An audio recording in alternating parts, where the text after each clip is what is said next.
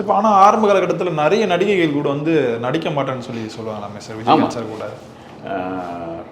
அம்பிகா, ராதா, சரிதா, அப்புறம் ஸ்ரீபிரியா, ராதிகா உட்பட இவங்கெல்லாம் நடிக்க மாட்டேன்ட்டாங்க.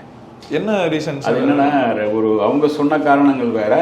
அவங்க என்ன, இவரே ஒரு கட்டத்தில் வந்து பெரிய ரேஞ்சுக்கு வந்த பிறகு அதே நடிகைகள் வந்து கூட நடிச்சிருக்காங்க.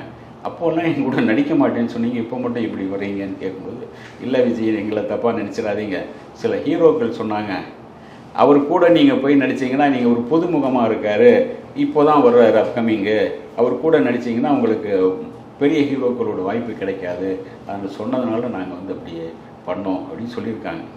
இப்போ ஆரம்பத்தில் வந்து கொஞ்சம் இவர் ரொம்ப கருப்பாக இருப்பார், ஒரு புதுசு தானே, இவர் கூடலாம் நடிக்கிறது என்ன அப்படிங்கிற மாதிரி. ஏன்னா உங்களுக்கு பார்வையின் மறுபக்கம்னு ஒரு படம், அதில் ஹீரோ இவர் தான், ஹீரோயின் ஸ்ரீபிரியா.